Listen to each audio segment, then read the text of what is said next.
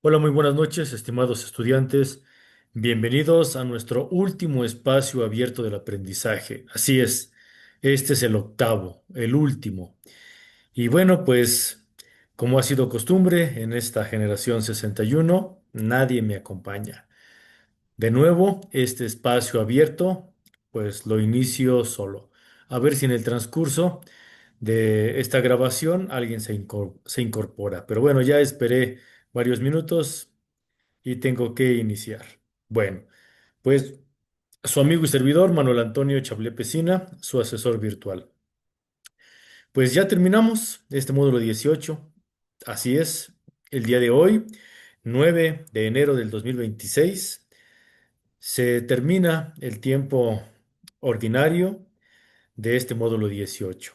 Solamente nos resta este fin de semana, sábado y domingo, para terminar, concluir sus actividades pendientes, tal vez su proyecto integrador. No se te olvide, por favor, la parte de evaluación de la parte iconográfica. Ya lo había recordado justo en el séptimo espacio abierto del aprendizaje, pero con todo gusto lo vuelvo otra vez a especificar. En este momento estoy compartiendo mi plataforma, que es como la de ustedes. Como pueden observar, tenemos la semana uno, que es unidad uno, el movimiento como razón de cambio y la derivada. Semana 2, misma unidad, el movimiento como razón de cambio y la derivada. Semana 3, unidad 2, la derivada y la integral en la explicación de los fenómenos naturales y los procesos sociales. Y nos encontramos después de el bien merecido receso académico, semana 4, que es la semana de integración. Así es, aquí todos los saberes se se van a demostrar en un proyecto integrador, el cual tiene por nombre el movimiento de una partícula.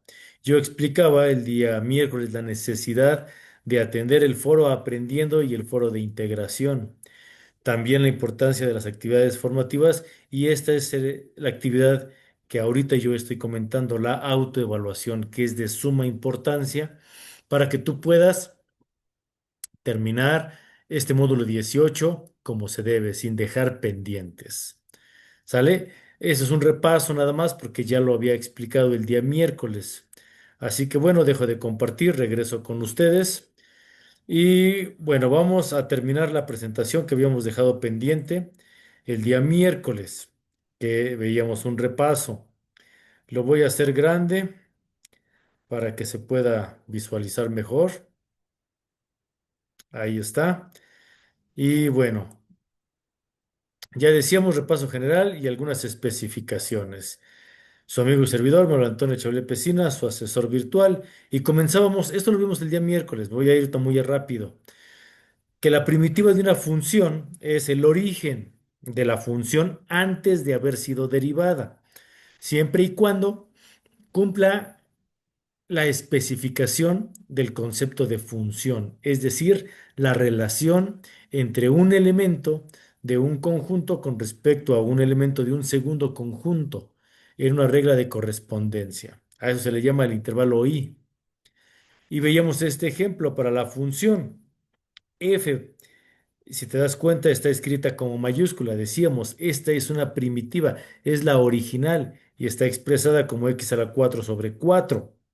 Si yo derivo esta expresión, obtendría la f' como x cúbica, es decir, mi paso adelante es x cúbica, mi paso atrás es x cuarta sobre 4.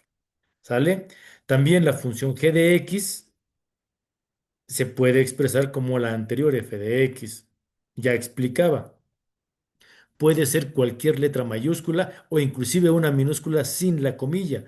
Puede expresar esta primitiva. Pero aquí yo recalcaba la importancia de identificar la constante. Al irme un paso atrás en el proceso de antiderivación, olvidamos la constante. Si va acompañado de un elemento que no tiene la parte algebraica, entonces esa es llamada constante. Y esta constante puede tomar un valor de cualquier número real. Y para no equivocarnos en el procedimiento, siempre se le va a poner un más c. Este más c indica que posiblemente haya un elemento sin álgebra que acompañe a la función. Esa es la constante de integración. Bien, aquí partíamos de los tipos de integrales o métodos de integración. El primero es la integral indefinida, que es la integral de f de x con respecto a su diferencial, es decir, se lee simplemente como la integral de f de x de dx, donde en este procedimiento de integración, su respuesta, su resultado, después de todo un procedimiento, tendrá que ir acompañado de más c. Esta es la integral indefinida como primer método de integración. Veíamos después la integral definida que entra en la regla de Barrow, la que tiene un límite inferior y un límite superior. Después veíamos la integral por sustitución o por cambio de variable, donde nosotros estudiábamos que solo aplica para el producto de una función, la división de una función, solamente cuando multiplican o dividen los términos algebraicos, pero tiene una condición, aparte de esta, que el primero o el segundo elemento tiene que ser la derivada del primero o del otro elemento, siempre. Después veíamos el método de integral o integración por partes. Aquí en la integración por partes veíamos con un video del profe Alex que hay una fórmula que tenemos que aprendernos, pero por ahí veíamos una cancioncita, ¿no? De una vaca, ¿no? Un día vi una vaca sin cola vestida de uniforme y cada inicial de cada palabra va formando precisamente este algoritmo de la integral por partes. Y veíamos que para seleccionar quién va primero, si U o DB, utilizábamos el acrónimo ILATE, donde el primero que aparezca será U y de una función eh, inversa, la L de una función logarítmica, la A de una función algebraica, la T de una función trigonométrica y la E de una función exponencial. Ese es el acrónimo, donde cada palabra en el sentido de aparición será U. Eso lo vimos por ahí en la semana 3. Y por último, el método de integración número 5, que es la integral inmediata, que es por tabla. Y en esta última presentación voy a hacer énfasis en esta integral, precisamente la integral que es por tabla, la inmediata, pero que es compuesta. Difícilmente te la encuentras solita, normalmente te la encuentras combinada con otros elementos. Es lo que vamos a ver el día de hoy, ¿vale? Bien, entonces las primitivas se van a diferenciar de acuerdo a su trayectoria. La trayectoria, que yo le llamo un paso adelante, es la derivación, donde un elemento lineal se convierte en un exponencial. Y si yo voy al revés, que es el proceso inverso, la antiderivación, entonces es integración, siempre y cuando se tome en cuenta su constante. Si yo estoy en un elemento con la segunda derivada, me voy a regresar un paso atrás con el procedimiento de integración y obtendré la primera derivada. Si yo vuelvo a integrar esta primera derivada, me voy a regresar a su primitiva, a su función de origen, una lineal. Esto lo vamos a estudiar ahorita en unos minutos más con el simulador virtual. Bien, las propiedades de la integral indefinida lo veíamos. La propiedad de la derivada, en el caso de una constante, sí está sujeta al producto de derivación, es decir, toda derivada de una constante será cero y si va acompañada de un elemento algebraico, entonces se va el elemento algebraico y solamente te queda la constante. Para el segundo ejemplo, la derivada de la suma o de la resta de un elemento algebraico dice que yo tengo que derivar cada una de cada uno de sus elementos y al final sumo o resto. Versus propiedades de la integral indefinida. En el primer caso de una constante, aquí no se toma en cuenta. Aquí la constante la deberás de sacar del proceso de integración. Solamente integras la función sin la constante, sin el coeficiente, sin el signo, sin el etcétera. ¿Sale, vale? Número 2. En el caso de la integral de suma y resta, aquí sí se parece a la derivada. Primero deberás de realizar la integración por cada término. Cuando hayas simplificado tus resultados, entonces sí, sumas o restas.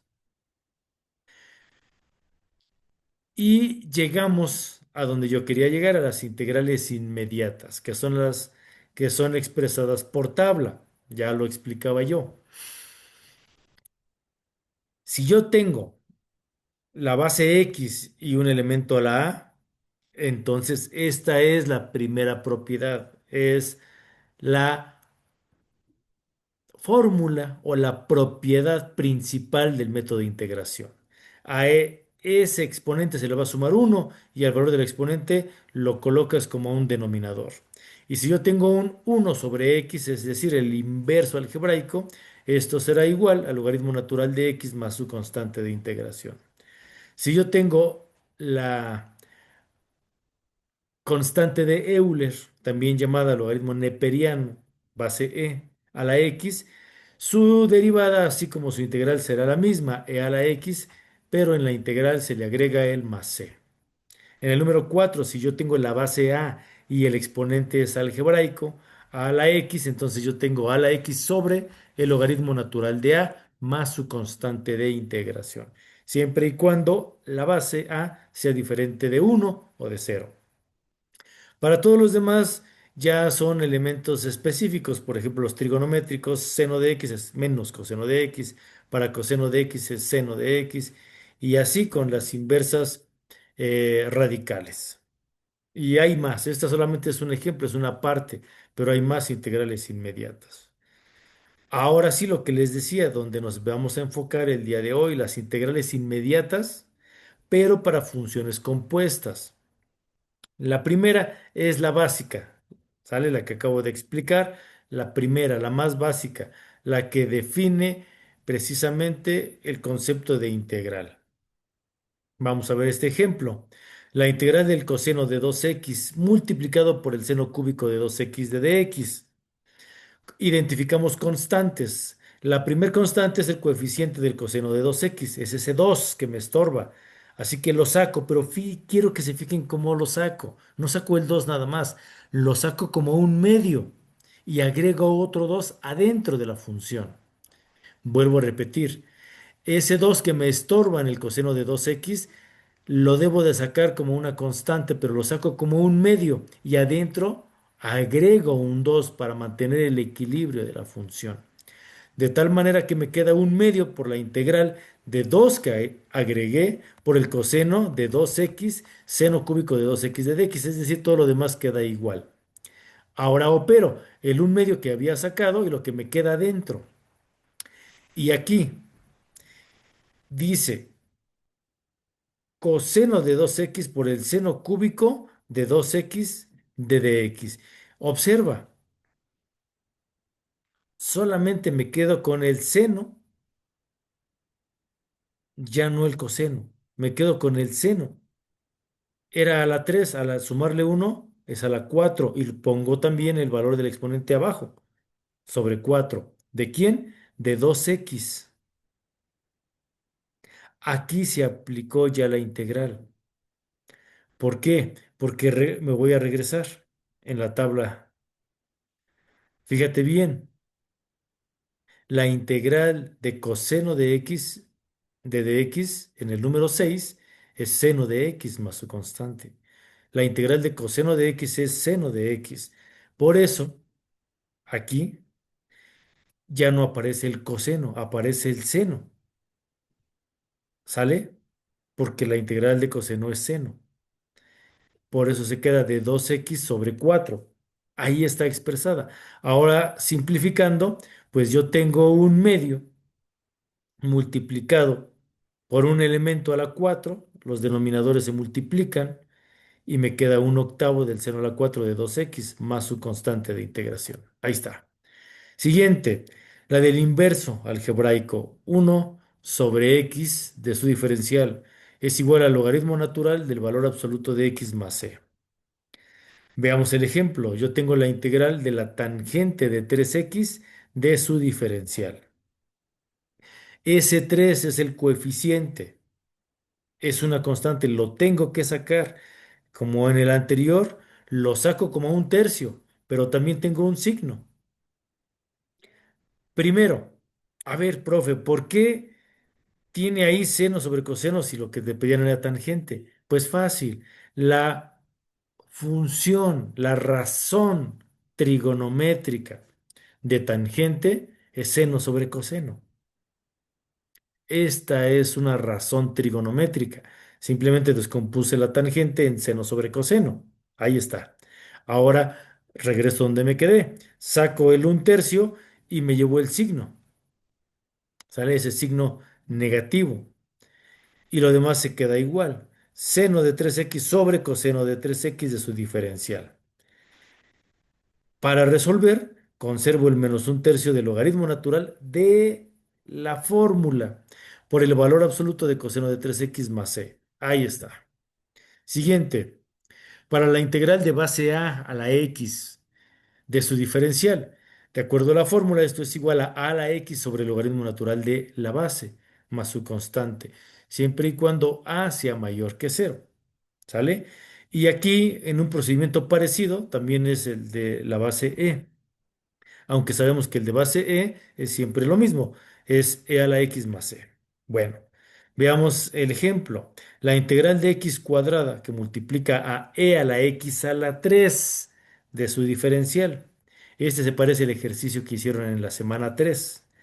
Como yo tengo aquí, en este caso no hay un coeficiente, aquí hay un exponente, el exponente mayor es x a la 3. Así que saco ese un tercio, agrego un 3 adentro y me queda 3x al cuadrado que multiplica a e a la x a la 3 de su diferencial. Resuelvo el un tercio que saqué, lo traigo y solamente me queda e a la x al cubo por la fórmula, ¿sale? Más su constante de integración. Ahora, la que ya habíamos explicado, la integral de seno de x de dx es menos coseno de x más c. Veamos el ejemplo. Tengo la integral de e a la 3x multiplicada por el seno de todo este elemento agrupado, e a la 3x más 5 de su diferencial. Tengo el exponente a la 3, así que tengo que sacar ese un tercio, agrego el 3 para el equilibrio de la función y me queda la integral de 3 por e a la 3x por el seno de e a la 3x más 5 de su diferencial. Observa, se conserva todo el elemento agrupado. A la hora de integrar, solamente me llevo ese un tercio y le agrego el signo menos, porque ese signo menos es de la fórmula. Me dice que la integral de seno de x es menos coseno, por eso se le agrega un menos. ¿Sale? Un tercio de menos coseno del valor agrupado, que es e a la 3x más 5 más c. Ahí está. Veamos este otro, el coseno de x de dx, que ya lo trabajamos por ahí anteriormente. Veamos el ejemplo. La integral de e a la 7x por el coseno del elemento agrupado e a la 7x más 5 de su diferencial.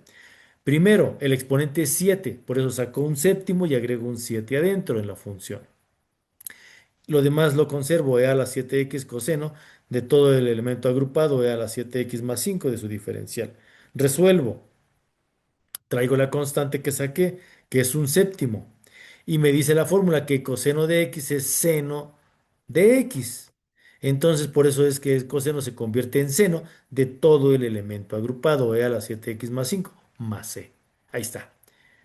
Yo estoy seguro que tú al ir viendo esta grabación, ya que no me acompañas aquí en el espacio abierto en vivo, pero seguramente ya se te va haciendo más fácil conforme más vamos practicando, porque ese es el objetivo.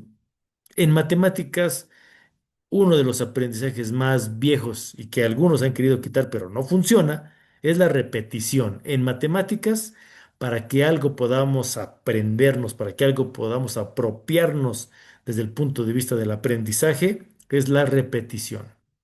Por eso ahorita que estamos repitiendo, seguramente te va quedando más claro. ¿Vale? Bien, pasamos ahora a las inversas radicales. La integral de 1 sobre la raíz de 1 - x² de dx. Esto es igual al arco seno de x más c. Para llegar aquí, yo tengo que transformar cada elemento para que quede como está en la integral inmediata. ¿A qué me refiero? Veamos el ejemplo. Tengo la integral de e elevada a la 3x sobre la raíz cuadrada de 1 - e⁻⁶x. ¿Qué sucede aquí?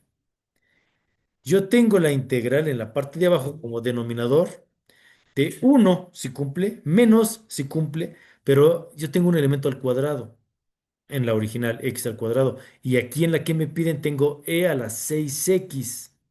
¿Qué tengo que hacer? Descomponerlo.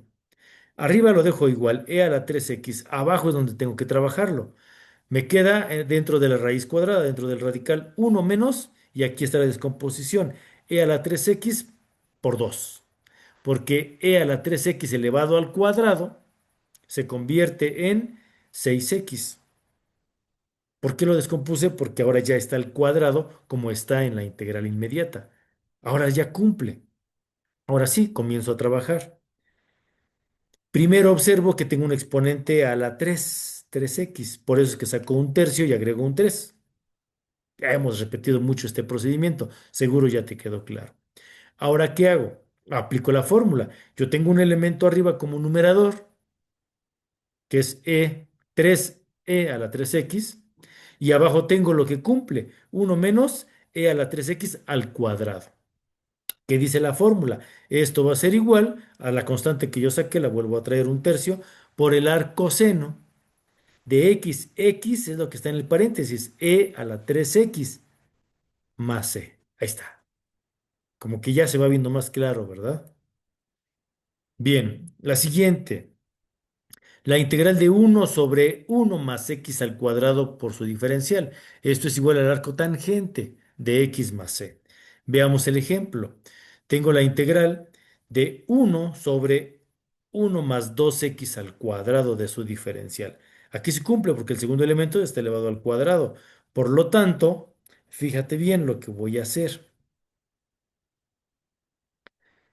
Voy a simplificar el segundo término del denominador. Es lo mismo, pero está escrito de una manera diferente. Es 1 sobre 1 más la raíz de 2x² de su diferencial. ¿Con qué intención? La intención en este caso, como es ahora sí es un coeficiente, saco el 1 sobre la raíz de 2 de la integral de la raíz de 2. ¿Por qué? Porque si yo agrego algo abajo, lo tengo que agregar arriba también para mantener el equilibrio. Entonces se agrega arriba y abajo. ¿Con qué finalidad? La constante me queda 1 sobre la raíz de 2. Ahora sí aplico el arco tangente de x, y x es todo lo que está en el paréntesis, que es la raíz de 2x más c. Ahí está. Y aquí hacemos un repaso de la integración por partes. ¿Te acuerdas? Esta es la fórmula que hay que aprenderse. Es muy frecuente expresar esta fórmula con la siguiente notación abreviada, que se obtiene en los cambios de variable. Aquí tenemos no solamente u y de u, también tenemos a v y la diferencial de v. Tenemos cuatro, u y v. La diferencial de u y la diferencial de v son cuatro. Aquí te explican que en la notación abreviada se obtiene u es igual a f de x y la db es igual a la g' de x de dx y la v es la g de x y la du es la f' de x con respecto a su diferencial. Todo esto es la fórmula que hay que aprenderse y que en la semana 3 Yo te lo explicaba con el video del profe Alex, donde dice, un día vi una vaca sin, que es el signo menos, el signo de integrando es cola, sin cola, vestida de uniforme. Es más fácil aprendérsela así. Y para identificar quién es U y quién es DB es con la palabra del acrónimo ILATE en el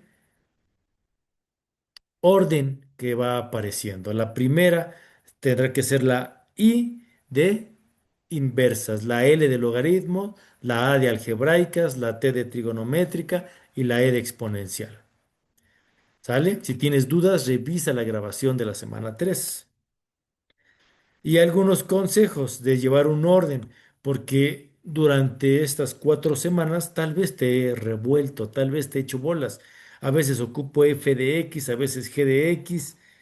Y bueno, aquí los consejos es llamar a cada una de su función de acuerdo a la variable de aparición. Si vas a trabajar con f's, trabaja con f's. Si vas a trabajar con g's, trabaja con g's. Y si tienes dos o más variables, bueno, reconociendo a f y a g, con comilla o sin comilla.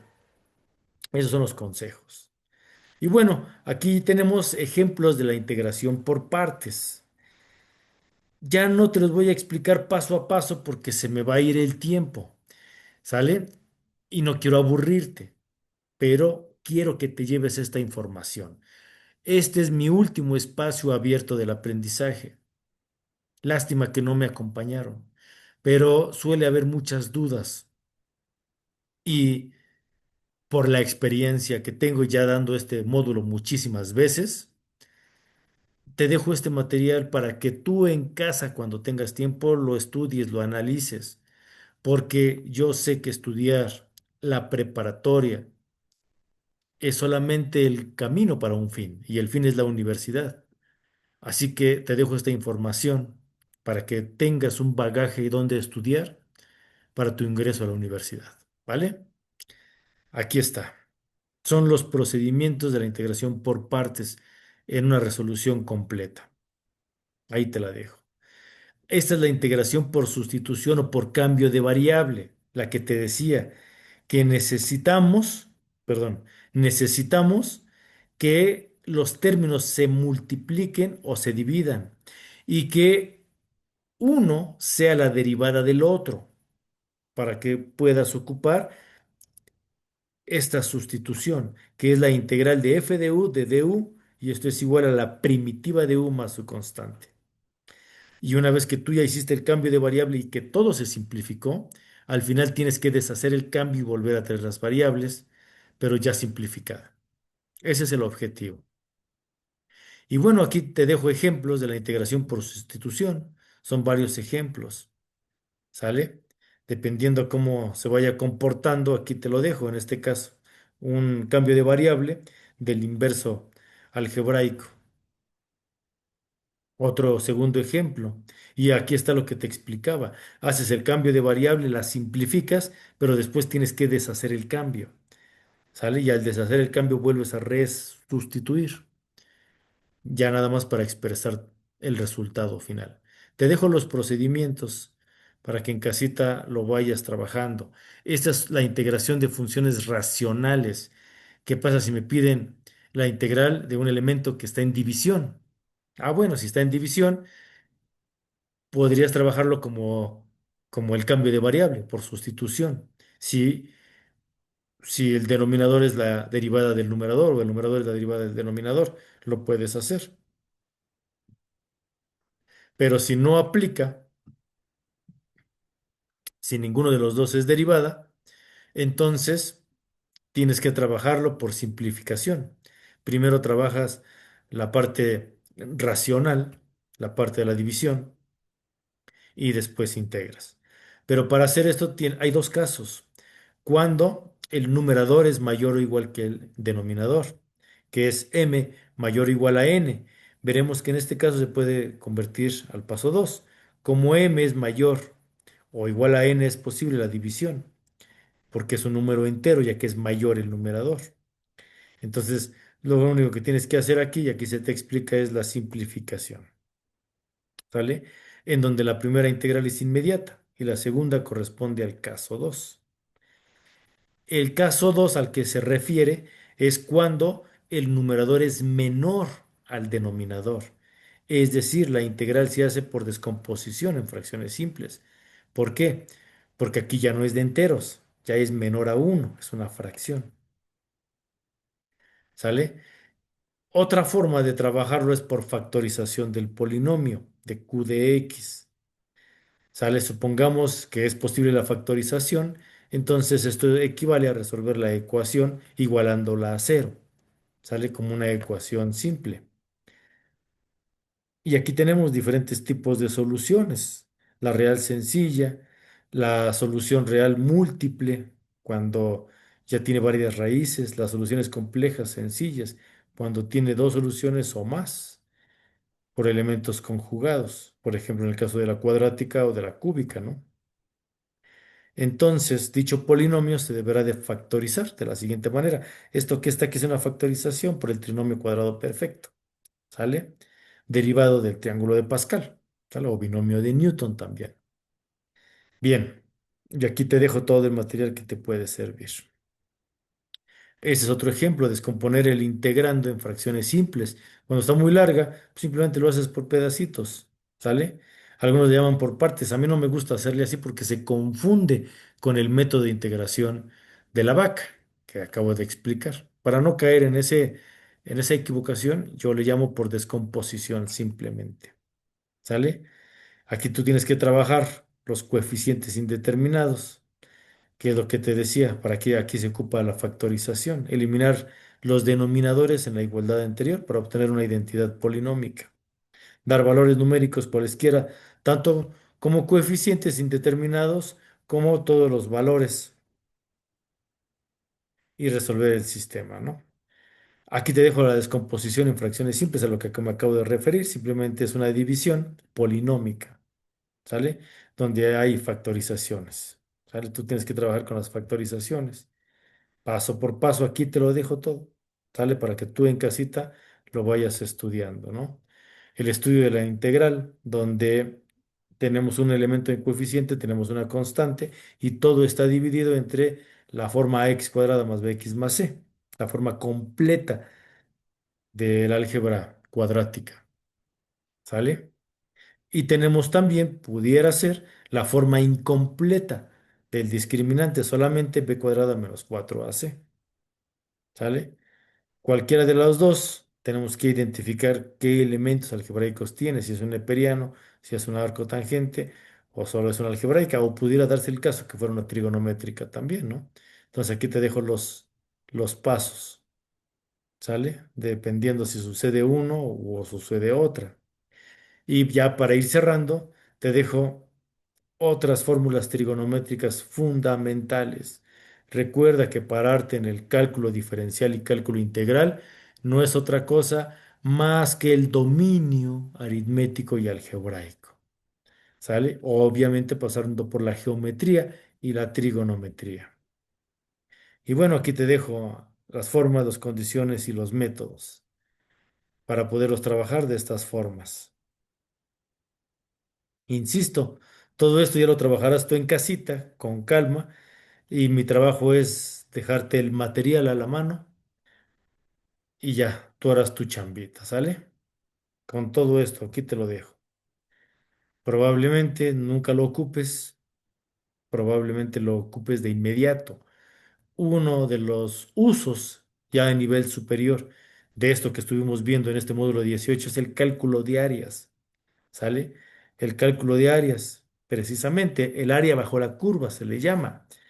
Pero el área bajo una función que puede ser lineal también, en este caso el área del trapecio rectilíneo, y ya no estudiando funciones lineales, sino funciones exponenciales, como les dije en un principio, por ahí en la semana 2 les dije, a partir de ahora nos olvidamos de las funciones lineales y solamente nos enfocamos en las exponenciales. ¿Por qué?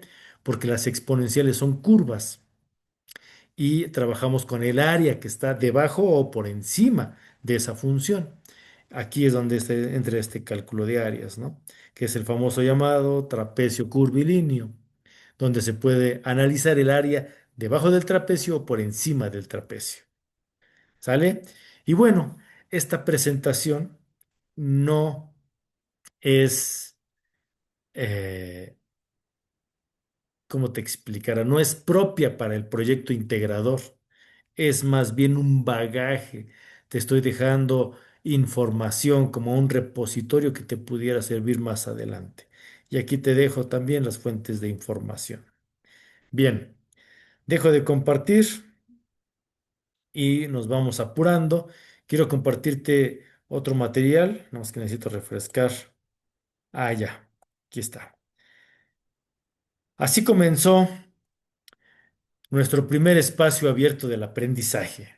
Y así lo vamos a terminar también, recomendándote esta Biblia de todo matemático, el libro de Baldor. Ya no el físico, que era el del grueso como una Biblia, por eso así le llamamos a algunos matemáticos. Ya se encuentra en formato digital y gratis. Te dejé en el primer espacio abierto del aprendizaje su liga en la grabación. Te la voy a volver a dejar en esta, que es el octavo espacio. Hay dos libros, dos solucionarios, el de aritmética y el de álgebra. El de aritmética no te lo he compartido porque pues ya está muy básico. Búscalo. Pero sí te comparto el algebraico, porque no hay cálculo diferencial ni integral sin álgebra. Como no hay álgebra sin aritmética, claro, queda claro. Pero aquí te lo dejo, ¿sale? Son, si más no recuerdo, 412 páginas de ejercicios resueltos, ¿sale? Estúdialo si es que no lo has hecho todavía. Bien, dejo de compartir y voy preparando la siguiente, que es el simulador virtual. Así que, uy, ya me equivoqué. A ver, aquí está. Este sí es. Ahora ya se está compartiendo y justo estamos viendo PET Interactive Simulation, es decir, de la Universidad de Colorado, un laboratorio virtual. Tenemos aquí en la parte superior el menú desplegado en cascadas, simulaciones, vamos a todas las simulaciones y vemos todo lo que puedes hacer en este laboratorio virtual. 121 resultados y sigue creciendo, cada vez hay más. Tenemos cómo se comporta una membrana, el lanzamiento de una moneda cuántica, pares numéricos, medición cuántica. Estos son nuevos, yo no los había visto. ¿Sale? Hay que echarse un clavado para conocerlos, ¿no? El modelo del átomo de hidrógeno, el principio de Arquímedes, flotabilidad, el generador electromagnético, cómo funciona un rotor, el principio del motor eléctrico, imanes y electroimanes, todo sobre electromagnetismo. Tenemos aquí distribución de proyectiles, caída libre, sale las aplicaciones de las leyes de Newton, las leyes de Kepler en cuanto a órbitas, ondas sonoras, un paralelogramo. Y así hay un montón. Nosotros nos detenemos aquí. Graficador para cálculo. Este es el que nos compete el día de hoy. Va abriendo este simulador. Le damos un clic aquí en el botón de play. Va cargando. Y tengo cuatro botones. La derivada, la integral, el avanzado y el laboratorio. Vámonos a la derivada. Aquí se presenta mi función f de x en esta línea horizontal azul y abajo tengo mi f' de x. Es decir, yo voy a manipular mi función y voy a ver cómo se comporta su primera derivada. Para esto tengo mis herramientas, un panel derecho, donde aquí yo muevo, puedo modificar la amplitud de la curva, la vamos a dejar en el centro. Puedo hacerlo una curva suave, puedo hacerlo un poco eh, no sé, acercándose a la cuadratura. Puedo hacerlo inclusive con elementos lineales. Voy a elegir la primera, la curva. Y puedo también seleccionar la tangente, la línea de referencia y mi rejilla, mi grid. Ahí está. Y vamos a trabajar. Bien, observen. Aquí tomo mi curva con un clic del mouse y la puedo ir bajando, la puedo subir. ¿Ya viste? Y fíjate cómo se mueve en la parte de abajo la línea roja. La voy a detener aquí para hacer este análisis. Observo que justo cuando mi línea de referencia está en la parte superior de mi función original, de mi primitiva, en la primera derivada ya tuvo un punto máximo y baja en una trayectoria hacia un punto mínimo. Pero justo cuando yo estoy en un máximo de mi función original, yo estoy en un punto nulo de mi primera derivada. Y cuando yo lo muevo, justo al final, observo que yo ya regresé, subí a un punto máximo, regresé a un punto mínimo y terminé mi función en una trayectoria parabólica. Y en mi primera derivada, yo ya hice dos parábolas, una positiva y una simétricamente negativa. Hice dos, un máximo, un nulo y un mínimo. O sea, siempre va el doble. Ahora vamos a ver cómo se comporta la integral. Le di clic en el botón siguiente de integral. Ahora yo tengo una integral definida de 0 a x, de f de x, de dx. Y abajo tengo mi f de x, mi primitiva. Selecciono mis herramientas, mi oblicuidad, ¿sale? Selecciono área bajo la curva, línea de referencia y mi rejilla. Y veamos cómo se comporta. Fíjense bien.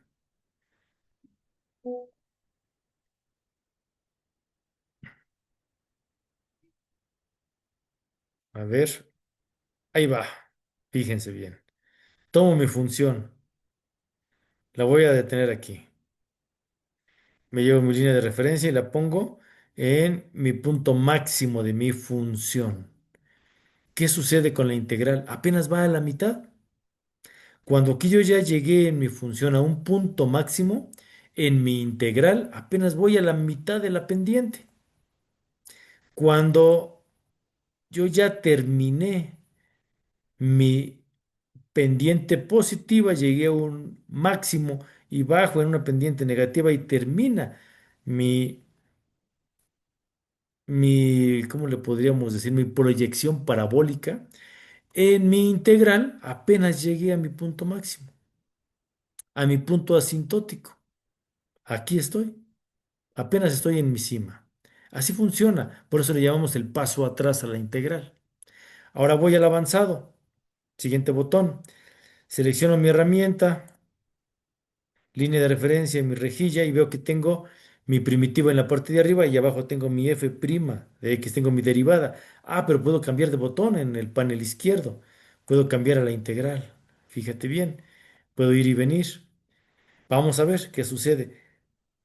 Elevo mi función, me llevo mi análisis de mi referencia. Estoy en mi máximo de mi función original. Vemos que en mi primera derivada voy en mi punto nulo. ¿Y qué pasa con la integral? Voy apenas a la mitad de la pendiente.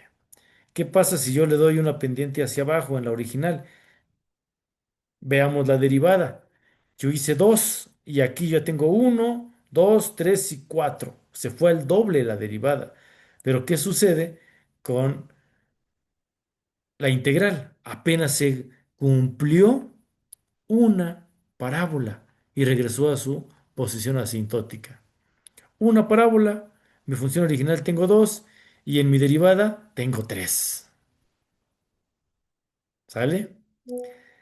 Bien, pasamos al siguiente, que es una comparación, una comparativa que se llama de laboratorio. Aquí están las tres.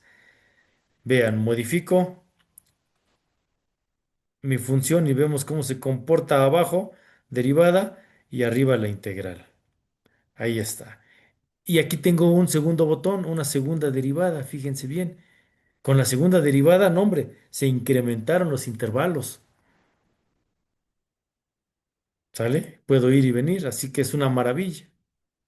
Bien, pues dejo de compartir y hay más elementos que quisiera yo compartirte. No me alcanza el tiempo, pero te los dejo. Te dejo las ligas en la grabación de este octavo espacio abierto del aprendizaje. Pero antes de irme, quiero explicar el proyecto integrador.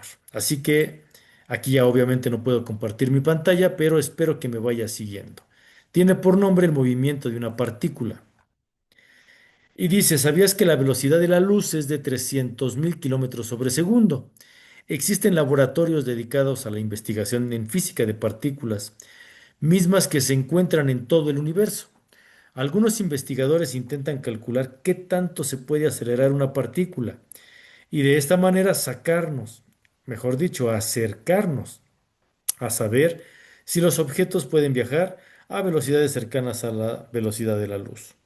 Bueno, se estudia en específico el caso de una partícula cuya aceleración está dado por f2 comillas de t es igual a 2t menos 6.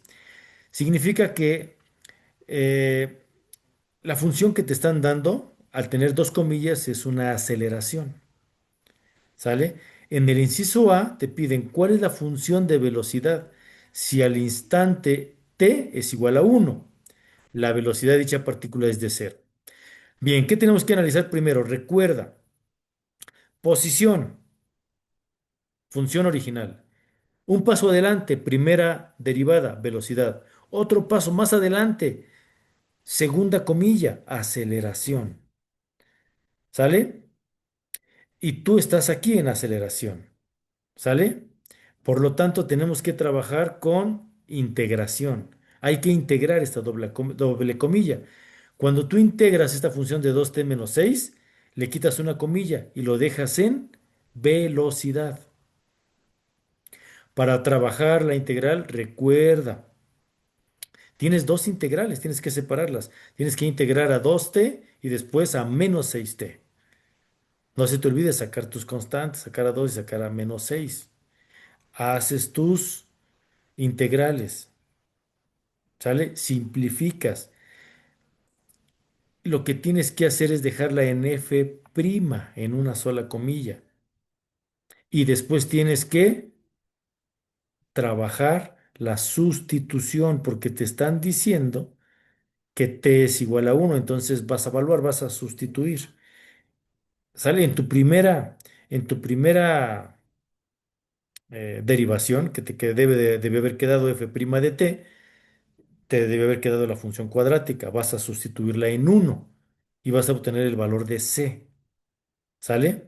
Esa será tu función de la velocidad. Para el inciso B, ¿cuál es la función de posición? La cual se sabe que en el instante t es igual a 2, ahora toma un valor de 10. Utilizas la misma función de velocidad, tu f' de t con t cuadrada. Y aquí aplicas nuevamente la integral para llegar a la posición. ¿Sale? Pero ahora lo vas a hacer la evaluación con t igual a 2.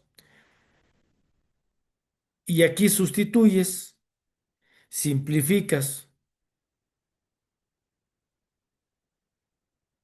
No se te olvide, no se te olvide aquí que se sustituyen los valores que ya te están dando, porque te dicen que es cuando f de t deberá de ser igual a 10. ¿Sale? Entonces, una es la sustitución y la otra es la igualación.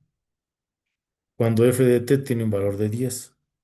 No se te vaya a pasar esta parte.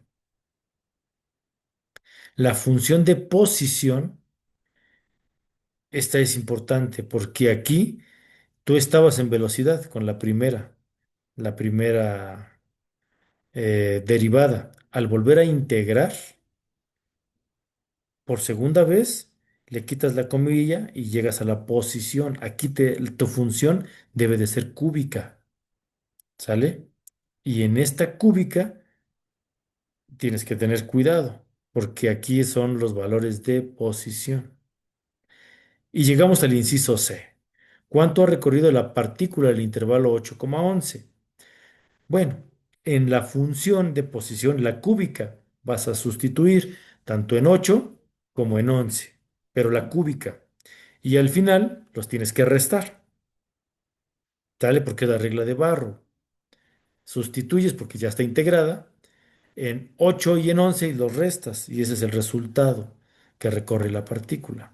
Para el inciso D, determina los puntos máximos y mínimos en su función de posición, si es que existen. Bueno, aquí, pues no tomas la cúbica, ¿verdad? Vas a tomar la primera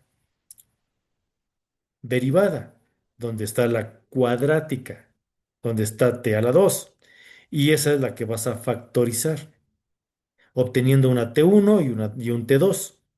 Este T1 y este T2 pues serán tu mínimo y tu máximo. Pero ahora lo que tienes que hacer es sacar el máximo y el mínimo, retomando la función de posición, retomando la función de posición. ¿Sale? No se te olvide. Yo te recomiendo que hagas esta evaluación en la cúbica y así obtengas el máximo. ¿Sale? Y después lo vas a sustituir de nuevo en la función cúbica, pero tu otro valor, en uno el mínimo y en el otro el máximo. Y así obtienes tus valores en la gráfica. Aunque no te lo pide el proyecto, yo te aconsejo que sí grafiques, porque al graficar vas a poder resolver las preguntas y comprender qué estás haciendo. ¿Vale? Bien, pues espero que sirva. Traté de explicarlo lo mejor posible, hacerlo despacio para que te sea de utilidad. Pues llegó el momento de despedirnos. Ha sido un placer haber trabajado con ustedes, Generación 61. Y bueno, les deseo un feliz año 2026 y que puedan pasar a su módulo 19 sin deber nada y con un buen promedio. Su amigo y servidor Manuel Antonio Chaulié Pesina. Hasta la próxima.